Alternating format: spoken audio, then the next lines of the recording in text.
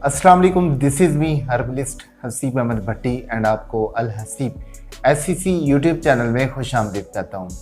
नाजरीन, इस वीडियो में हम बात करेंगे कि रात को सोते वक्त ख्यालात क्यों आते हैं जिसकी वजह से हमें नींद नहीं आती, इसकी क्या वजूहात हैं और इसका इलाज क्या है।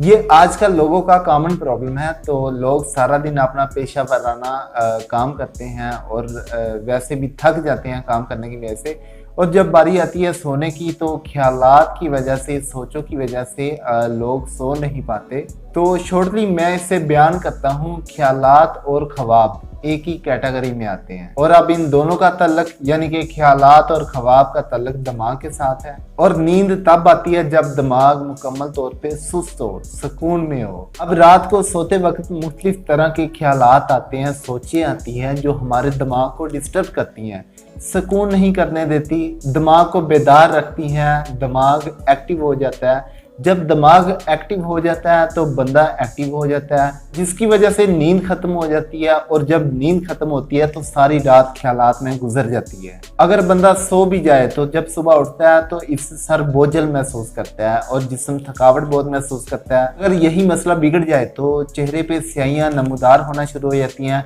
और आंखों के स्याह रंग के हल्के बनना शुरू हो जाते हैं। तो अब बात करते हैं इलाज की।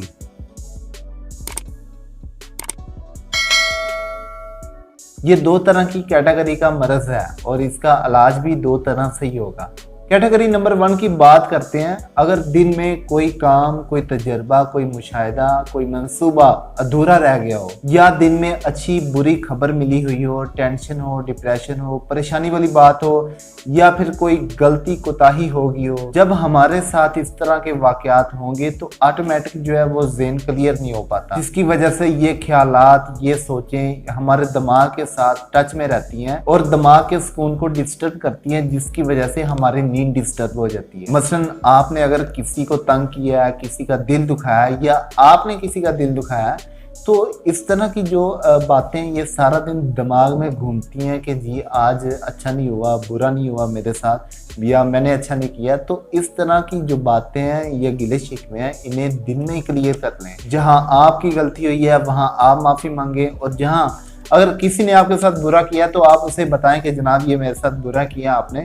तो इस तरह बातें क्लियर हो जाती हैं। और कोशिश करें कि अपनी कुव्वत फैसला को मजबूत करें और मौके पे ही अपनी कुव्वत फैसला के साथ फैसले करके बातों को क्लियर करें, वरना ये छोटी छोटी बातें आपके दिमाग को टेंशन, डिप्रेशन और शुगर की बीमारी तक ले जाती हैं। इसका दूसरा हल ये है कि आप शाम को अपनी एक्सरसाइज के लिए टाइम निकालें। मसलन अगर आप शाम को बैडमिंटन ही खेल लेते हैं, आधा घंटा खेल लेते हैं, एक तो ये कि आपकी एक्सरसाइज हो जाती है। नंबर 2 पे खेलने से थकावट हो जाती है। जब बदन थकावट महसूस करता है तो आप बिस्तर पे जाते हैं, जाते ही आपको गहरी नींद आ जाती है। नंबर 2 कैटेगरी की बात करते हैं। अगर वजूद में खुश्की हो, मिजाज में खुश्की हो, तो दिमाग में ऑटोमेटिक खुश्की होती है और खुश्की की वजह से नर्वस सिस्टम में सकड़ाव होता है। सकड़ाव की वजह से दिमाग में भारीपन महसूस होता है, हल्का हल्का दर्द महसूस होता है, जिसकी वजह से नींद नहीं आती।